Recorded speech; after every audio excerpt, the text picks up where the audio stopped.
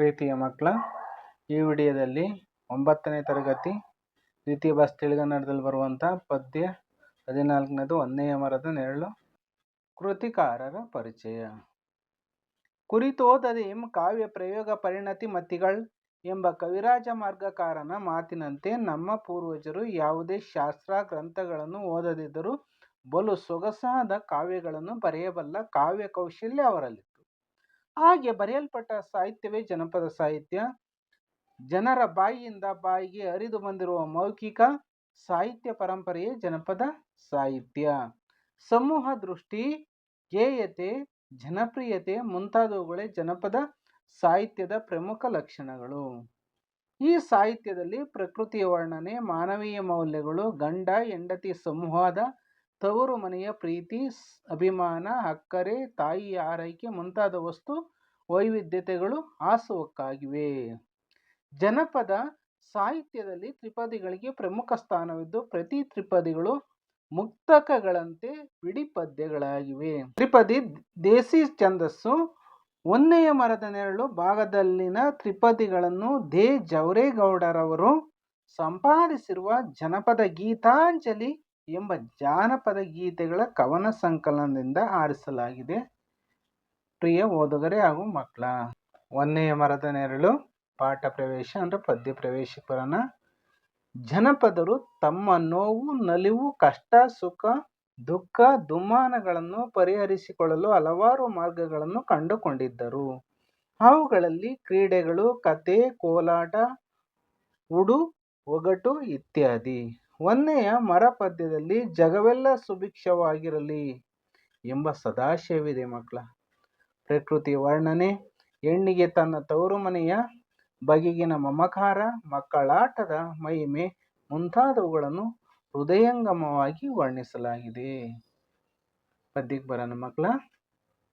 ಮಾರುದ್ದ ಪೈರಾಗ್ಲಿ, ಮಳದುದ್ದ ತೆನೆಯಾಗ್ಲಿ, ಬಡವನ ಮನೆಗೆ ಸಿರಿ ಬರಲಿ, ಬಡವನ ಮನೆಗೆ ಸಿರಿ ಬರಲಿ, ಭೂಮಿ ತಾಯಿ ಕಂದವನ ಹಸಿವು ಹಿಂಗೋಗ್ಲಿ, ಕಂದವನ ಹಸಿವು ಹಿಂಗೋಗ್ಲಿ.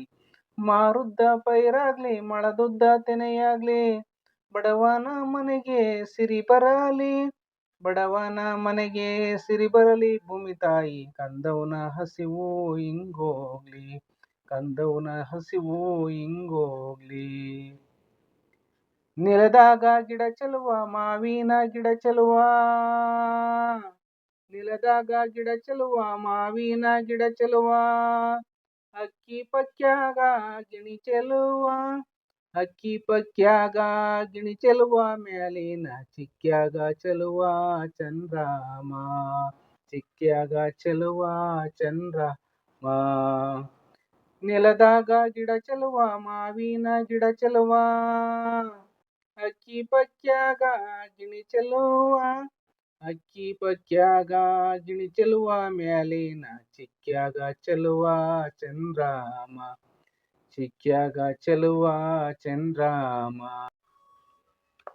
ತಾಯಿಲ್ದ ತವರಿಗೆ ಹೋಗದಿರು ನನ್ನ ಮನವೇ, ತಾಯಿಲ್ದ ತವರಿಗೆ ಹೋಗದಿರು ನನ್ನ ಮನವೇ, ನೀರಿಲ್ದ ಕೆರೆಗೆ ಕರ ಬಂದು, ನೀರಿಲ್ದ ಕೆರೆಗೆ ಕರ ಬಂದು ತಿರುಗಾಗ, ಆಗ ನೋಡಿದರ ದುಃಖಗಳ, ಆಗ ನೋಡಿದರ ದುಃಖಗಳ. ತಾಯಿಲ್ದ ತವರಿಗೆ ಹೋಗದಿರು ನನ್ನ ಮನವೇ, ನೀರಿಲ್ದ ಕೆರೆಗೆ ಕರ ಬಂದು, ನೀರಿಲ್ದ ಕೆರೆಗೆ ಕರ ಬಂದು ತಿರುಗಾಗ, ಆಗ ನೋಡಿದರ ದುಃಖಗಳ, ಆಗ ನೋಡಿದರ ದುಃಖಗಳ. ತೊಟ್ಟಿಲ ಹೊತ್ಕೊಂಡು ತವರು ಬಣ್ಣ ಉಟ್ಕೊಂಡು, ತೊಟ್ಟಿಲ ಹೊತ್ಕೊಂಡು ತವರು ಬಣ್ಣ ಉಟ್ಕೊಂಡು, ಅಪ್ಪ ಕೊಟ್ಟೆಮ್ಮೆ ಒಡಕೊಂಡು, ಅಪ್ಪ ಕೊಟ್ಟೆಮ್ಮೆ ಒಡಕೊಂಡು, ತಂಗ್ಯವ್ವ ತಿಟ್ಟತ್ತಿ ತಿರುಗಿ ನೋಡ್ಯಾಳ, ತಿಟ್ಟತ್ತಿ ತಿರುಗಿ ನೋಡ್ಯಾಳ. ತೊಟ್ಟಿಲ ಹೊತ್ಕೊಂಡು ತವರು ಬಣ್ಣ ಉಟ್ಕೊಂಡು, ಅಪ್ಪ ಕೊಟ್ಟೆಮ್ಮೆ ಒಡಕೊಂಡು, ಅಪ್ಪ ಕೊಟ್ಟೆಮ್ಮೆ ಒಡಕೊಂಡು, ತಂಗ್ಯವ್ವ ತಿಟ್ಟತ್ತಿ ತಿರುಗಿ ನೋಡ್ಯಾಳ, ತಿಟ್ಟತ್ತಿ ತಿರುಗಿ ನೋಡ್ಯಾಳ.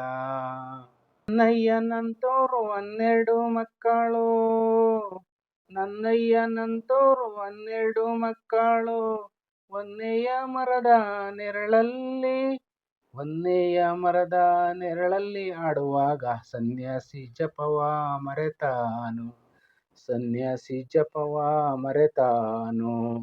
ನನ್ನಯ್ಯನಂತೋರು 12 ಮಕ್ಕಳು, ನನ್ನಯ್ಯನಂತೋರು 12 ಮಕ್ಕಳು, ಒಂದೆಯ ಮರದ ನೆರಳಲ್ಲಿ, ಒಂದೆಯ ಮರದ ನೆರಳಲ್ಲಿ ಆಡುವಾಗ ಸನ್ಯಾಸಿ ಜಪವ ಮರೆತಾನು, ಸನ್ಯಾಸಿ ಜಪವ ಮರೆತಾನು, ಸನ್ಯಾಸಿ ಜಪವ ಮರೆತಾನು. ಈ ಪದ್ಯಗಳ ಅರ್ಥವನ್ನು ತಿಳ್ಕೊಳ್ಳೋಣ ಪ್ರಿಯ ಸಹೃದಯ ಮಿತ್ರರೇ ಹಾಗೂ ನನ್ನ ನಾಲ್ಮೆಯ ವಿದ್ಯಾರ್ಥಿನಿ ಮಿತ್ರರೇ. ನೋಡಿ ಮಕ್ಕಳ, ಅರ್ಥವನ್ನು ತಿಳ್ಕೊಳ್ಳೋಣ. ನೋಡಿ, ಜನಪದರು ಹೇಗೆ ಪ್ರಕೃತಿಯನ್ನು ವರ್ಣಿಸಿದ್ದಾರೆ ಅನ್ನೋದನ್ನ ಈ ಪದ್ಯದಲ್ಲಿ ನಾವು ತಿಳ್ಕೊಳ್ಳೋಣ. ಮಾರುದ್ದ ಪೈರಾಗ್ಲಿ, ಮೊಳದುದ್ದ ತೆನೆಯಾಗ್ಲಿ, ಬಡವನ ಮನೆಗೆ ಸಿರಿ ಬರಲಿ, ಬಡವನ ಮನೆಗೆ ಸಿರಿ ಬರಲಿ ಭೂಮಿ ತಾಯಿ, ಕಂದವನ ಹಸಿವು ಹಿಂಗೋಗ್ಲಿ. ನೋಡಿ ಹೆಂಗ್ ಪ್ರಕೃತಿಯನ್ನು ವರ್ಣನೆ ಮಾಡಿದರೆ.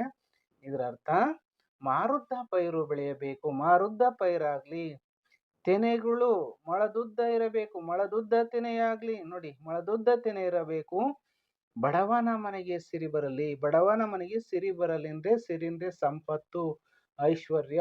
ನೋಡಿ, ಇದು ಸಿರಿಂದ್ರೆ ಸಂಪತ್ತು, ಐಶ್ವರ್ಯ, ಹಣ, ಆಸ್ತಿ ಪಾಸ್ತಿ ಅಂತೀವಲ್ಲ, ಅದು ಬರಲಿ. ಭೂಮಿ ತಾಯಿ, ಭೂಮಿ ತಾಯಿ ಕಂದವನ ಹಸಿವು ಹಿಂಗೋಗ್ಲಿ. ಕಂದವ ಅಂದ್ರೆ ಮಗು, ಮಗುವಿನ ಹಸಿವು ಹಿಂಗಿ ಹೋಗ್ಲಿ ಅಂತ ಜನಪದರು ಹಾರೈಸ್ತಾ ಇದ್ದಾರೆ ಈ ಪದ್ಯದಲ್ಲಿ. ಏಳನೇ ಪದ್ಯಕ್ಕೆ ಬರೋಣ. ಏಳನೇ ಪದ್ಯಕ್ಕೆ ಬರೋಣ. ನೆಲದಾಗ ಗಿಡ ಚೆಲುವ, ಮಾವಿನ ಗಿಡ ಚೆಲುವ, ಅಕ್ಕಿ ಪಕ್ಯಾಗ ಗಿಣಿ ಚೆಲುವ, ಅಕ್ಕಿ ಪಕ್ಯಾಗ ಗಿಣಿ ಚೆಲುವ, ಮ್ಯಾಲಿನ ಚಿಕ್ಕ್ಯಾಗ ಚೆಲುವ ಚಂದ್ರಾಮ. ನೆಲದಾಗ ಗಿಡ ಚೆಲುವ, ಮಾವಿನ ಗಿಡ ಚೆಲುವ ಅಂದ್ರೆ ನೆಲದಲ್ಲಿ ಗಿಡಗಳು ಸುಂದರವಾಗಿರುತ್ತವೆ. ಚೆಲುವ ಅಂದ್ರೆ ಸುಂದರ, ಚೆಲುವ ಅಂದ್ರೆ ನೋಡಿ ಸುಂದರ. ಮರಗಳಲ್ಲಿ ಮಾವಿನ ಮರ ಬಹಳ ಚೆಲುವಾಗಿರುತ್ತದೆ. ಅಕ್ಕಿ ಪಕ್ಯಾಗ ಗಿಣಿ ಚೆಲುವ ಅಂದ್ರೆ ಅಕ್ಕಿ ಪಕ್ಷಿಗಳಲ್ಲಿ ಗಿಣಿ ಚೆಲುವಾಗಿರುತ್ತದೆ, ಸುಂದರವಾಗಿರುತ್ತದೆ.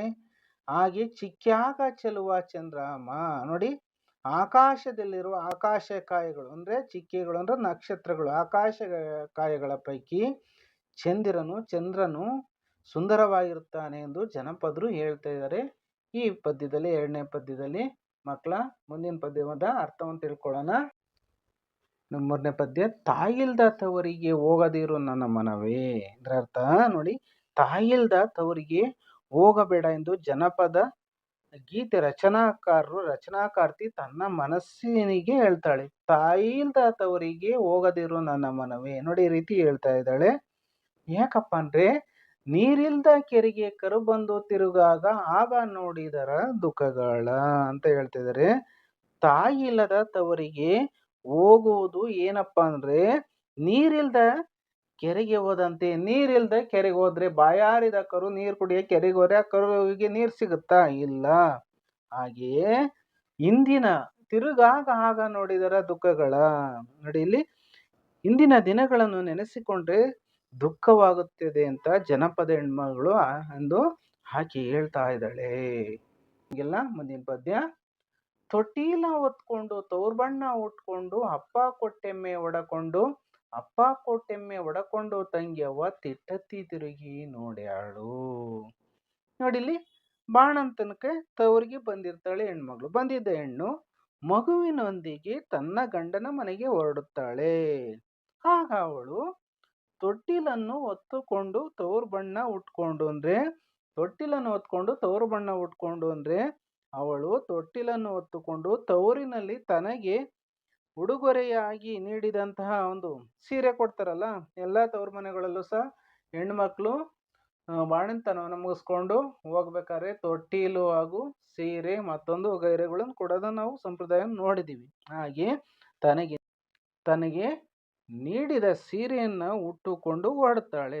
ತನ್ನ ತಂದೆ ಕೊಟ್ಟ ಮಗುವಿಗೆ ಅಗತ್ಯವಾದ ಹಾಲು, ಮೊಸರು, ಬೆಣ್ಣೆ, ತುಪ್ಪ ಮೊದಲಾದ ವಸ್ತುಗಳನ್ನು ನೀಡುವ ಎಮ್ಮೆಯನ್ನು ಕರೆದೊಯ್ಯುತ್ತಾಳೆ.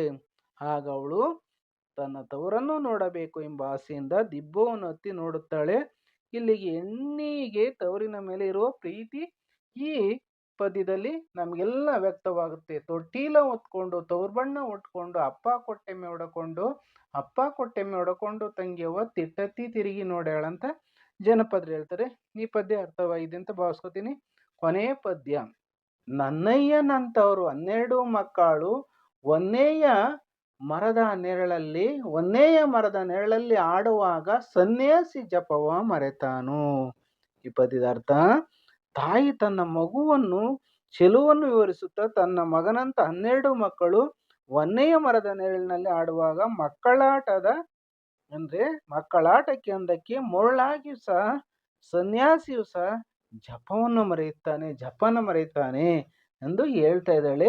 ಇಲ್ಲಿ ಜನಪದ ಹೆಣ್ಣು ಹೇಳ್ತಾ ಇದ್ದಾಳೆ, ಹೆಣ್ಮಗಳು ನನ್ನಯ್ಯನಂತವರು 12 ಮಕ್ಕಳು ಒಂದನೆಯ ಮರದ ನೆರಳಲ್ಲಿ ಆಡುವಾಗ ಸನ್ಯಾಸಿ ಜಪವ ಮರೆತಾನು.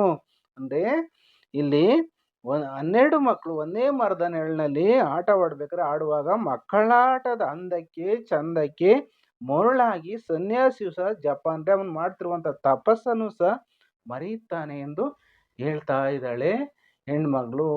ಎಲ್ಲರಿಗೂ ಸಹ ಧನ್ಯವಾದಗಳು.